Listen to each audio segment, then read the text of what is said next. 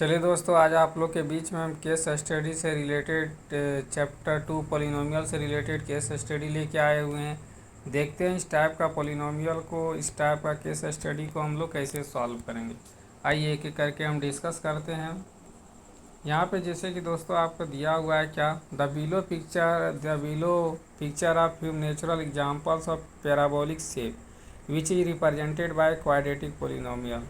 A parabolic arc is an arch in the shape of parabola. In structure, their curve represents an efficient method of load, and so can be found in bridge and the architecture in variety of form.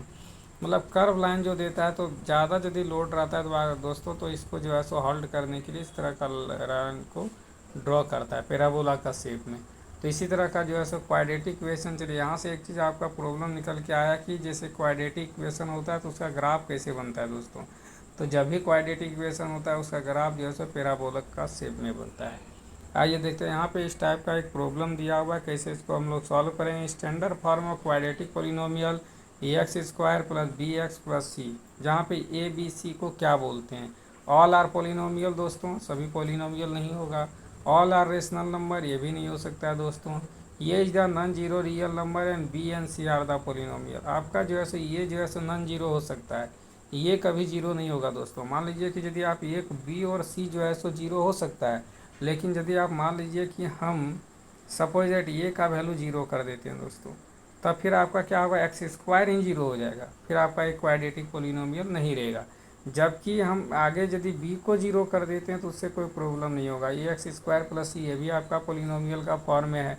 दूसरा, यदि हम सी को zero कर देते हैं तो भी आपके पास एक्स स्क्वायर प्लस यदि बी आता है तो भी आपका पॉलिनोमियल का फॉर्म है। तो ये कभी जीरो नहीं होगा दोस्तों, एक्स स्क्वायर का कोफिशिएंट कभी जीरो नहीं होगा, क्योंकि क्वाड्रेटिक पॉलिनोमियल का प्रॉपर्टीज है कि डिग्री क्या होना चाहिए, 2 होना चाहिए।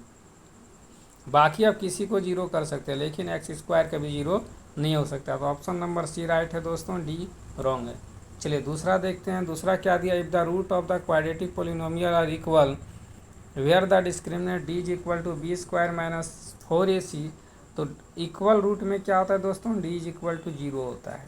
डी का वैल्यू जो है सो डिस्क्रिमिनेंट का वैल्यू जीरो होगा, तभी जो है सो यह क्या होगा, इक्वल रूट होगा दोस्तों। तो ऑप्शन नंबर ए रॉन्ग है, ऑप्शन नंबर बी रॉन्ग है, ऑप्शन नंबर सी रॉन्ग है, ऑप्शन नंबर डी मेरे पास राइट है। चलिए तीसरा देखते हैं कि अल्फा एंड 1/अल्फा are the zero of the quadratic polynomial 2x square minus X plus 8 के, देन के का वैल्यू क्या होगा दोस्तों। तो हम लोग जानते हैं कि alpha into beta product of zero होता है, मेरे पास क्या होता है, सी बाई होता है। अल्फ़ा का वैल्यू तो अल्फ़ा है ही, बीटा का वैल्यू दोस्तों मेरे पास 1/अल्फ़ा है। इज इक्वल टू सी का वैल्यू क्या है, 8k है, और ये का वैल्यू दोस्तों क्या है, 2 है। तो अल्फ़ा से अल्फ़ा कैंसिल हो गया, 2 4 या 8 हो गया दोस्तों। तो के इज इक्वल टू मेरे पास क्या आ गया, 1/4। तो ऑप्शन नंबर बी मेरे पास 1/4 है। ये रॉन्ग है, सी रॉन्ग है और डी रॉन्ग है दोस्तों। इस तरह से ऑप्शन नंबर बी क्या है, राइट है।